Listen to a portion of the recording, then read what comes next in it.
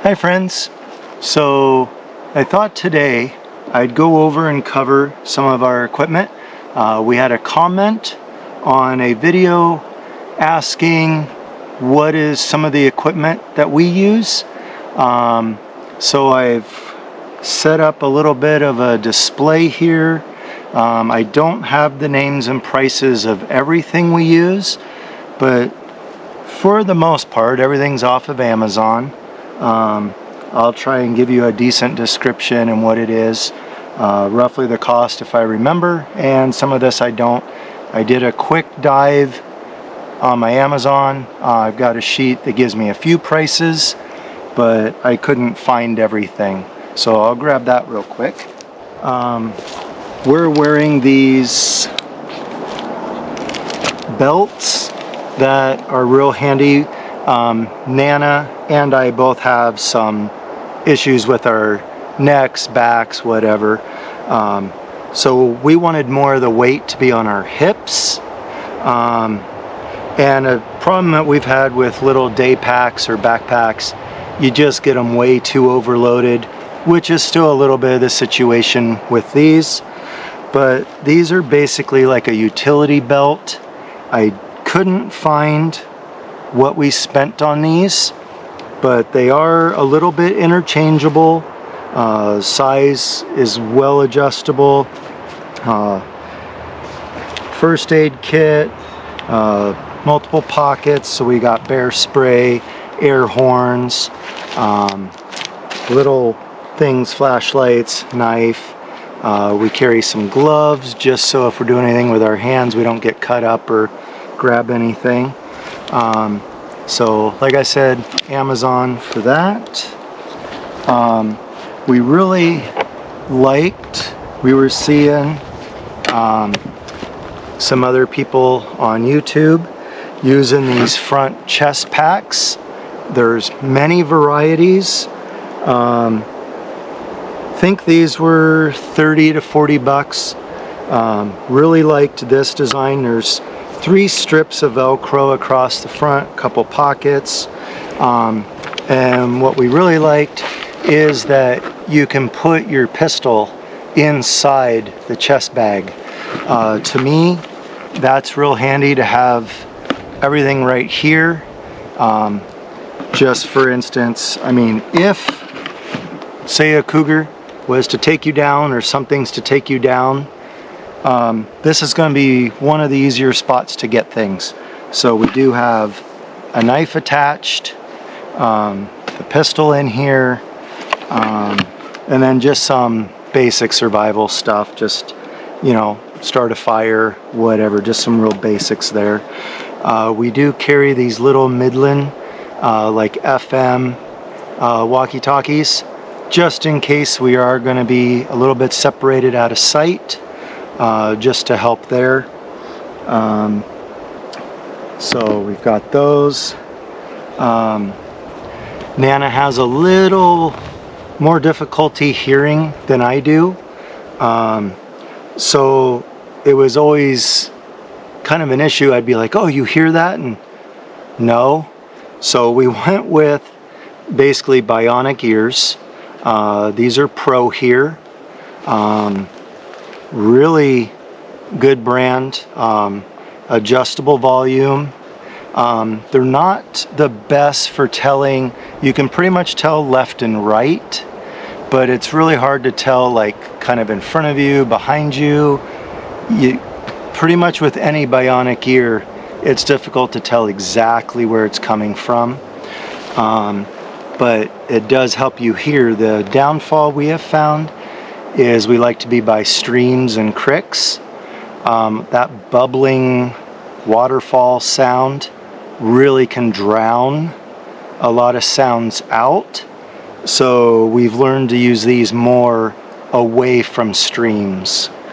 So just something there, but very helpful.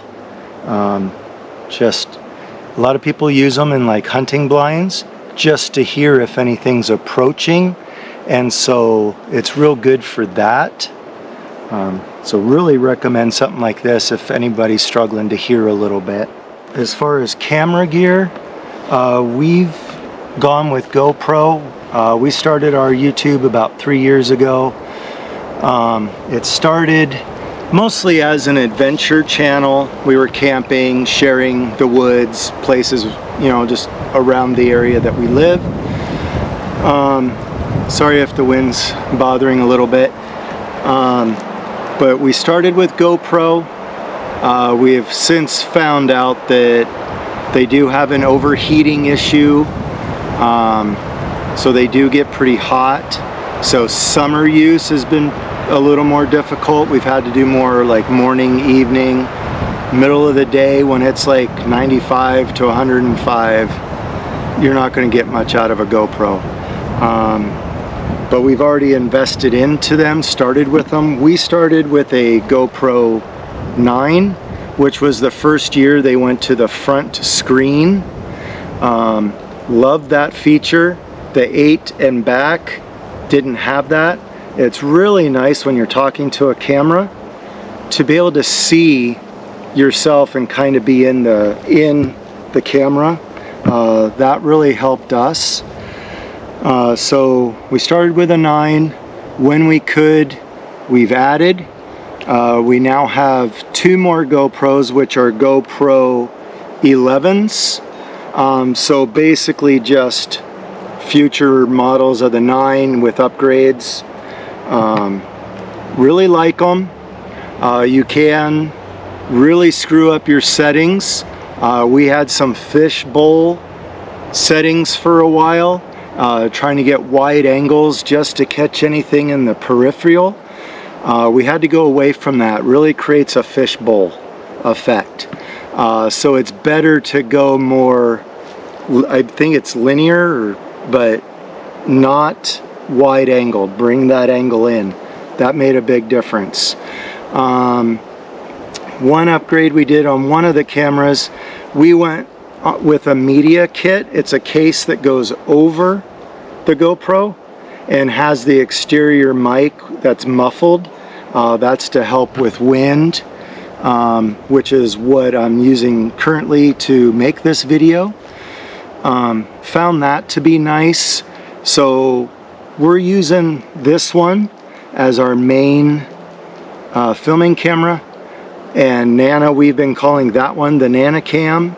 So anything that, like, if we start to feel we're being watched, if we start to feel an energy or something's going on, we turn that one on for backup to double down on what we might pick up on what's going on at the moment. And with that exterior mic, responses like wood knocks, things like that, that's the one I prefer to be, especially like if we're at a fire. I like to get this one 50-60 feet away from the fire, and what are we picking up outside of what we're hearing at the fire. So that one really helps with that. We learned pretty early the chips in them, they use the micro SDs. Use the gold. The better quality of these you can get, the better. The longer they last. Of course, when we started pretty cheap on those. And when you're repeating your recording a lot, in and out, erasing, re-recording, they just don't last very long. So definitely go higher quality with your SD cards. That makes a big difference. And especially these GoPros get hot and can turn themselves off. But what we found too is last summer we cooked 2 batteries. It might have been 3, but at least 2 batteries. We completely cooked them. And when those cooked off, they pretty much take the chip with them. But these chips do really good if your batteries are getting hot, but not ruining the battery. These chips have been holding up when you use a really high quality chip. So that's where you should put some of your extra money if you can. Speaking of that, Nana and I are basically we don't have a budget for this. This is our hobby that we have fallen in love with. So of course we're going to put the money we can into that. But there isn't a budget. So people will be like, oh, you should do this or get that or whatever. We finally got monetized with YouTube, and we still haven't gotten a payout, guys. YouTube's crazy to get paid out. Lots of little details, hoops. It's doable, it's attainable. We're in 3 years and haven't made a dime off of YouTube. So all this is out of our passion and love to do this and to share. So we would always love to get more equipment. Speaking of that, we have this audio recorder. This was actually a gift from a subscriber. So really appreciate that. We try to use it a bunch. We're still learning the audio side. It was a lot for us to learn the video side. Nana does all the editing. I still have a full-time job. So audio has been a little bit more difficult for us to get through, but we use it so if we ever get anything amazing or anything good, we can add it to the videos. So really appreciate that. And that one is a Cross Eagle, also off of Amazon, and just a nice little handy unit. It does have a removable chip, which makes it nice to actually remove and put into our editing computer. That makes it pretty handy, so thank you. Another nice piece of equipment we have that's spendy is a FLIR. So I am not good with technical names, but for heat at like any time of day, if it's too hot outside, you can't distinguish temperatures between trees or anything alive. So temperatures are best if they're, say, under 70 degrees, because humans are closer to 90 and, you know, animals, whatever, that temperature range, you get a nice contrast. There's like 6 or 8 different settings for a FLIR to make it easier to stand out. You got grayscale, color scale, you've got like red hot, things for contrast. Makes it really handy. These do not have a removable chip, or at least this doesn't. So we do have to use a cord to the computer for downloading. It's got, you can change your settings, so you can also take a picture or a video. So we have added those to videos in the past. So just a really neat tool to have. Unfortunately, a lot of the time it's one more thing to carry, and I do forget to carry it quite a bit. It just doesn't always fit, so it's not with me all the time. And in the summer, a lot of times it's just too hot to even use. You need that contrast. But this was actually a gift from a family friend, so that was quite the gift. Really love using it and really appreciate that. Something else that's been a little controversy in our videos, I had this great idea. When we set up our backup camera, I like to leave a camera at the Jeep. It's controversial on like audio versus video. If you're ever going to, you know, catch anything. A lot of people believe that Bigfoot can see like that the camera is putting off an energy, and that they don't seem to be as bugged by audio, like they're more tolerant to audio. But me, I always want a picture, so we put this out around the Jeep just because we've had in the past using audio a lot of like little pebbles, sticks, things going on at the Jeep, and so I like to use a camera. Well, then we started finding out that, well, we were getting sounds and things like that behind the camera. So my brilliant thought was get one of these little powered display cases. It just rotates. So the problem is, to make this quiet, I have to run this full speed, and then it's real quiet. The problem is that then it's spinning really fast, which isn't fast, but it's fast enough to make it difficult. So if I turn it slow to make it where something's in frame longer, this has a little whiny gear noise, and the camera picks that up as it's spinning. So I like to use it, but I'm also hesitant a lot of time to use it. But my theory with this is that nothing can approach it, and if anything's moving or peeking behind a tree, whatever, this would capture it. So, you know, we'll see. I still use it and I still don't use it. So we'll see how that goes in the future. So we like to do, or especially I do, night investigations.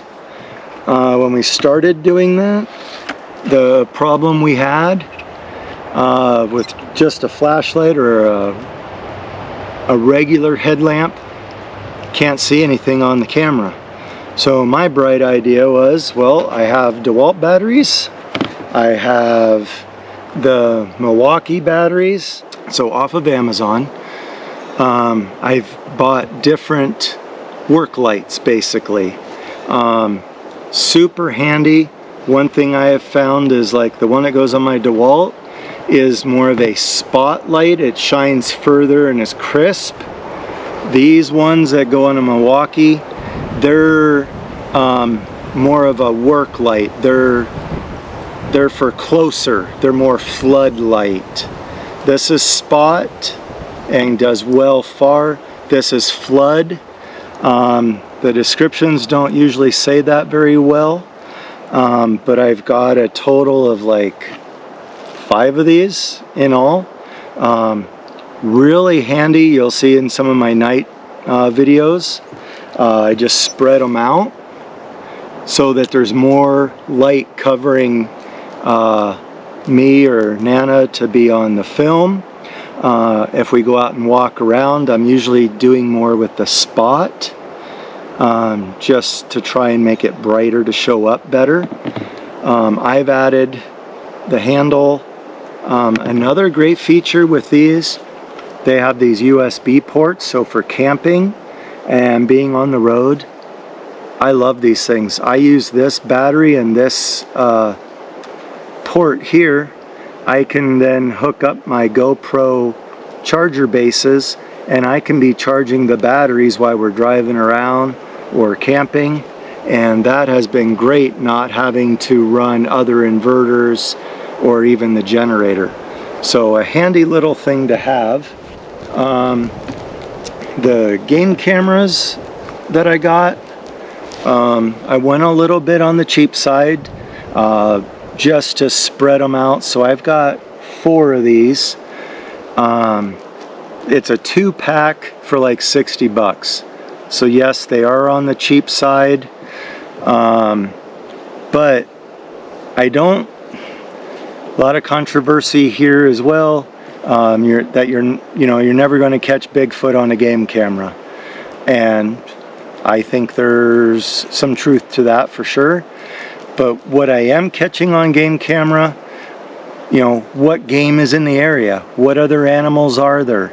What else is moving through the woods?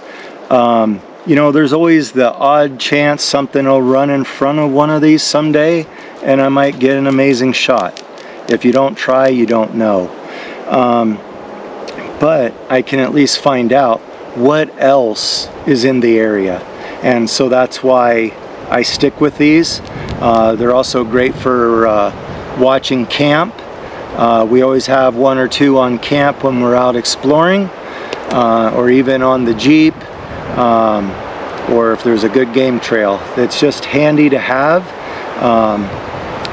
I want to get more of these. I do think that they're worth having. Another thing that Nana and I do, or carry, we're carrying these replicas. This is not a real firearm. This is a non-lethal. It's still clip fed. Clip isn't in it. This is basically a paintball gun, basically a fancy paintball gun. They have gotten a lot better even now to where you can get more power out of these. These are a little bit older. Now we can get like twice the power out of these.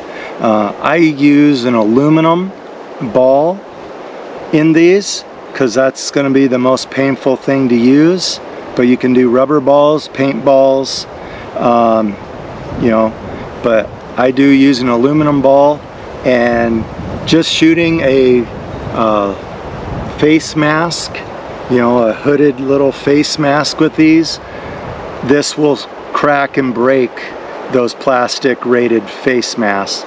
So shooting an aluminum ball with this is going to hurt, but it is non-lethal. We have chosen not to carry a true firearm. That is our decision. Yes, there could definitely be some instances where that might be a bad decision, but that's what we have gone with.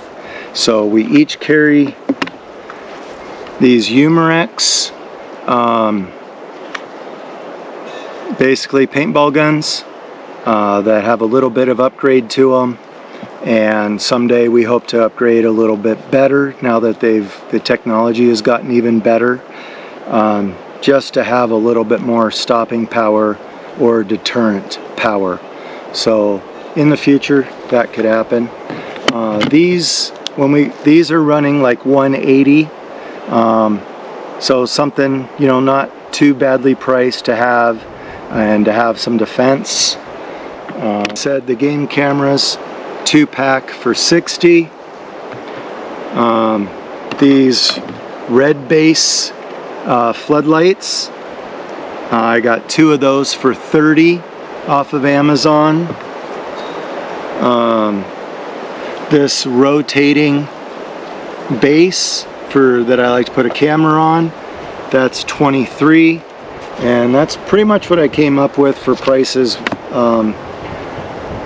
The bags I think were like 40. These belts, I'm thinking they were probably 40-50 bucks. All handy stuff to have, but that's kind of our gear in a nutshell. I know I'm a little long-winded, but if anyone has a specific question, please leave a comment. We'll do our best to answer it. Yes, there are things that we want to upgrade. You know, we don't have a oh my gosh, a drone. I have a DJI drone picked out, but those are expensive.